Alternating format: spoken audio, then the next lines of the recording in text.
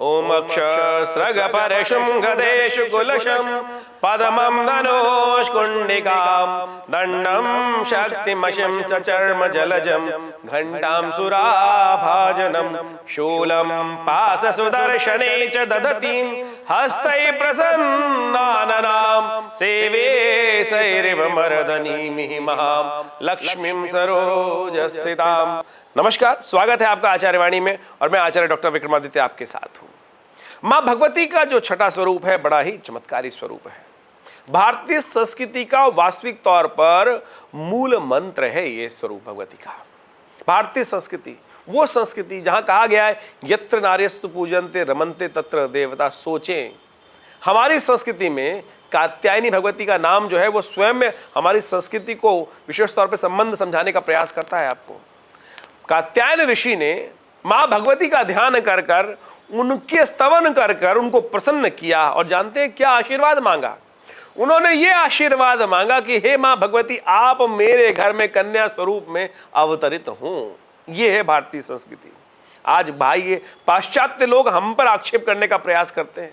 हमारी संस्कृति जहां पर लोग आराधना कर कर कन्या को प्राप्त करने का भगवती के आशीर्वाद मांगते हैं, पुत्र और पुत्री में क्या फर्क?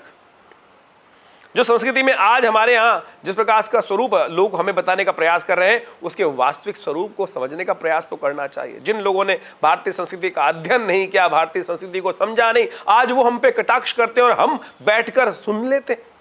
क्यों? क्योंकि हमें ज्ञान ही नहीं है।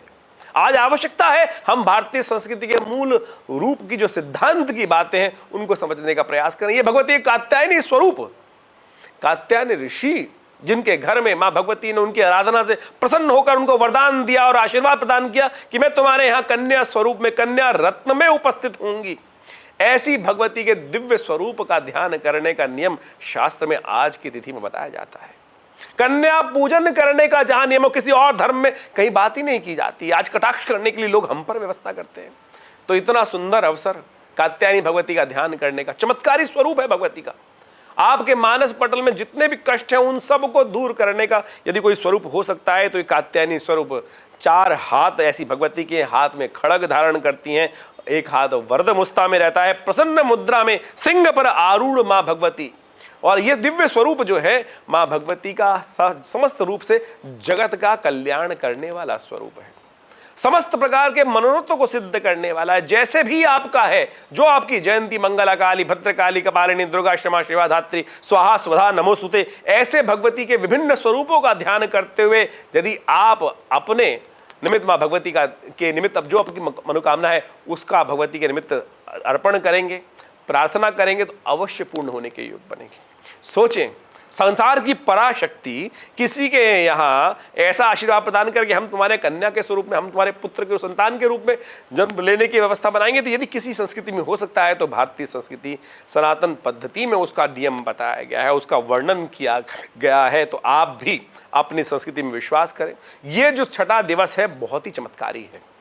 ऐसे में कहा जाता है कि भगवती को लाल वस्त्र अर्पित करने चाहिए, हलवे का भोग लगाना चाहिए, गुड़ से बने हुए पदार्थ के जो भोज्य हैं वो भगवती को अर्पित करने चाहिए। गुड़ की बनी हुई जो भी पदार्थ हो सकते हैं, मीठा पिष्टान भोजन है, उन सबको मां भगवती के निमित्त अर्पित करें। उससे जन कल्याण के मार्ग प्रशस्त होते हैं, आपके मनोकामना सिद्धि के मार्ग प्रशस्त होते हैं। भगवती का सुंदर मंत्र है सर्व मंगल मांगल्ये शिवे सर्वार्थ साधिके शरण्ये त्र्यंबके गौरी नारायणी नमोस्तुते। इस मंत्र का भगवती के निमित्त यज्ञ करें, जप करें, यथाउचित भाव से पूजन करें। देखिए जीवन में कल्याण का मार्ग प्रशस्त होगा। यह अद्भुत स्वरूप है भगवती का, तपस्यारत स्वरूप है जो भगवती के निमित्त इन मंत्रों के द्वारा, दुर्गा सप्तशती के द्वारा इन नवरात्रों में यज्ञ करते हैं, पूजन करते हैं, उनकी मनोकामना सिद्धि होने के अद्भुत योग बनते हैं, कष्ट दूर हो जाते हैं। तो आप भी नवरात्रों के शुभ अवसर पर सोकर इस समय को बर्बाद न करें। यदि आप इन नवरात्रों में विशेष तौर पे या निशा सर्वभूतानि तस्याम जागृति संयमी, रात्रि का नियम है, नवरात्र है, 9 दिन नहीं है। हम सब लोग दिन में अपने पूजा पाठ को खत्म कर कर रात्रि में फिर सोने चले जाते हैं। ये कब तक सोने में जीवन को बर्बाद करेंगे हम? जागिए, जागृति की रात्र है। बड़े भाग्य मानुष तन पावा, सुर दुर्लभ, जो सुरों को, देवताओं को दुर्लभ है, ये मनुष्य योनि हमें प्राप्त हुई है। तो कोशिशें करें। ये ऐसे ही जीवन कटता चला जा रहा है, आधा जीवन सोने में चला गया, आधा जीवन अबोधता में चला गया, आधा जीवन कष्टों को सहने में चला गया। कब जागेंगे। इसलिए भारतीय संस्कृति में ऋषि मुनियों ने इन सुंदर मुहूर्तों का सृजन किया जिससे लोग जागें, माँ भगवती का स्तवन करें और अपने आगे का मार्ग प्रशस्त करें। आशा करते हैं आप इन रहस्यों को समझकर अपने जीवन में कल्याण का मार्ग प्रशस्त करेंगे। हमने विवेकानंद योगाश्रम में इस नवरात्र के अवसर पर सुंदर सहस्त्र चंडी महायज्ञ का आयोजन किया है। माँ भगवती के सानिध्य में ये यज्ञ किया जाता है और पिछले अनेक वर्षों से आश्रम पर कई बार सहस्त्र चंडी का आयोजन होता है साल में। तो आप इस नवरात्र में उस यज्ञ में भाग ले सकते हैं और आशा करते हैं आपके मनोकामना सिद्धि के अद्भुत मार्ग प्रशस्त होंगे, कष्ट दूर होंगे। धन्यवाद।